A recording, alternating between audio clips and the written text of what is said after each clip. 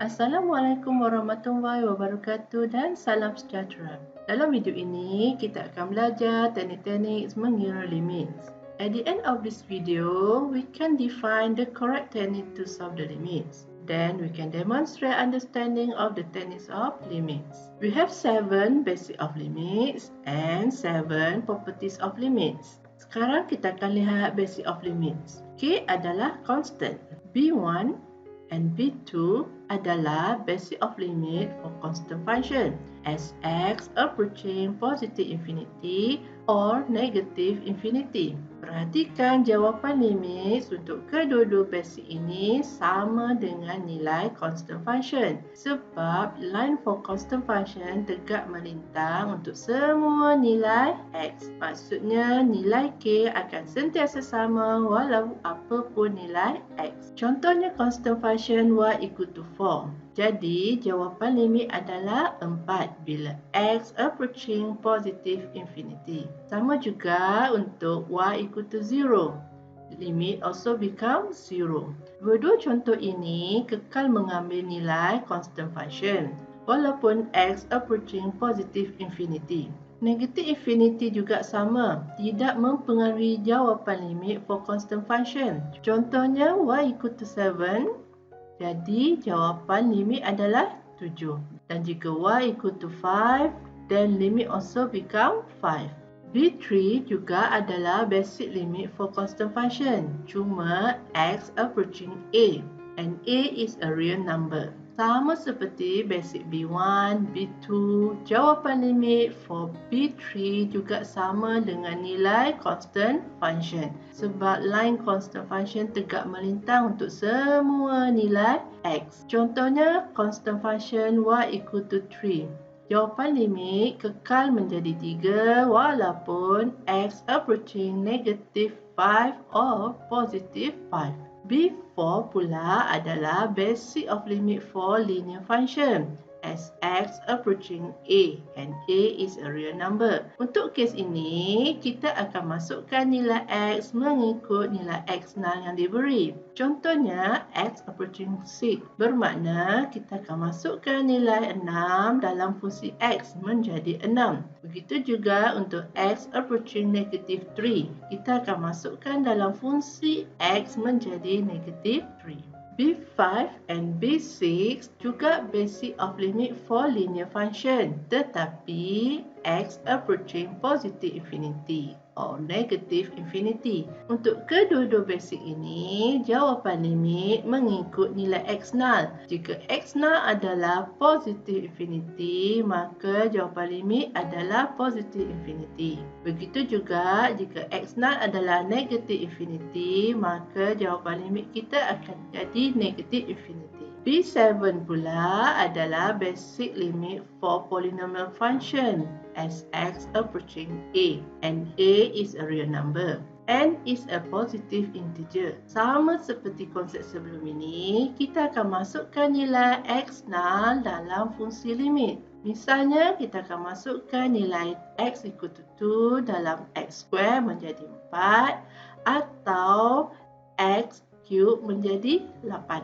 Sekarang kita akan lihat 7 properties of limits. N untuk positive integer. LIM untuk semua jenis limit sama ada both side, right side, left side atau approaching positive infinity or negative infinity.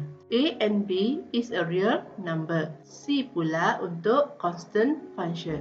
Limit fx kita akan assume sebagai L dan limit gx kita akan assume dia sebagai K. Properties pertama P1 adalah untuk constant function yang mana jawapan limit akan mengikut nilai constant function untuk mana-mana nilai x0 sama ada infinity atau real number. P2 for scalar multiple. Biasanya kita akan guna P2 jika nilai skala terlalu besar atau fraction number. Untuk mudahkan kita buat pengiraan limit. Maksudnya kita akan kira limit fx secara berasingan. Bila dah dapat jawapan, kita akan darab semula dengan skala B menjadi BL. Untuk P3 pula, kita akan guna jika salah satu atau kedua-dua fungsi f(x) dan g(x) memerlukan teknik pengiraan khusus seperti factorize, conjugate, long division, L'Hopital rules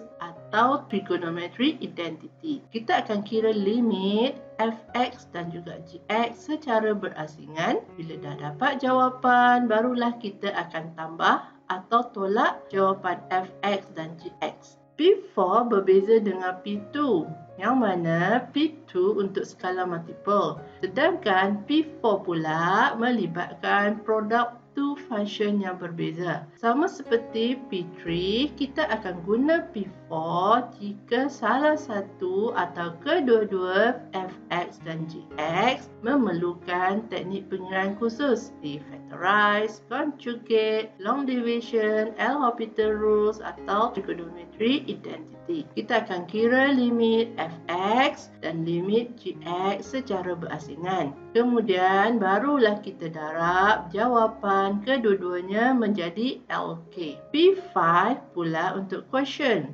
Ini untuk kes yang mana kita tak dapat jawapan bila kita masukkan nilai x0. Jadi, kita akan assume bahagian atas rational function sebagai f(x) dan bahagian bawah rational function sebagai g(x). Kita akan kira limit f(x) dan g(x) secara berasingan. Kita mungkin perlukan teknik pengiraan khusus seperti factorize, conjugate, long division, L'Hopital rules atau trigonometry identity. Kemudian kita akan gabungkan semula jawapan limit f(x) dan jawapan limit g(x) menjadi L/K. Pastikan K bukan kosong. P6 adalah untuk power, P7 adalah untuk roots. Konsep kedua-dua properties ini sama, yang mana power atau roots akan diletak di luar. Maknanya kita akan kira limit f(x) tanpa melibatkan power ataupun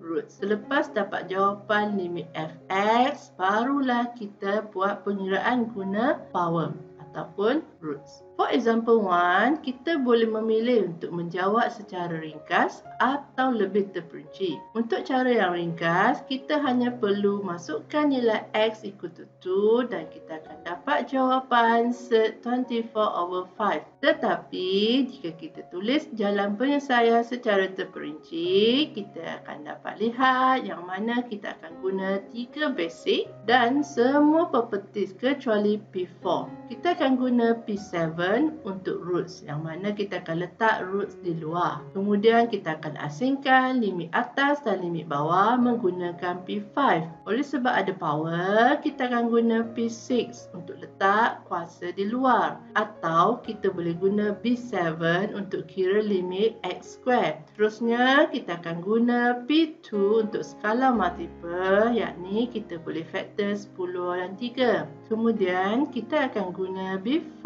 for linear function, iaitu kita akan masukkan nilai x0 dalam fungsi x. Untuk constant function, yakni 1 pula, kita akan guna B3. Dan akhirnya, kita akan guna P3 untuk operasi tambah dan tolak. Simplify dan jawapan akhir adalah set 24/5. Untuk example 2, perhatikan bentuk soalan diberi dalam bentuk pernyataan. Jadi, kita perlu tulis semula dalam bentuk notation limit terlebih dahulu. Kemudian, barulah kita boleh buat pengiraan. Kita boleh memilih untuk menjawab secara ringkas atau lebih terperinci. Untuk cara yang ringkas, kita hanya perlu masukkan x equal to 5 dan akhirnya kita akan dapat jawapan 114. Tetapi, jika kita tulis jalan penyelesaian secara terperinci, kita dapat lihat di mana 3 properties dan 1 basic digunakan untuk menjawab soalan ini. Sekian, terima kasih. Semoga video ini bermanfaat.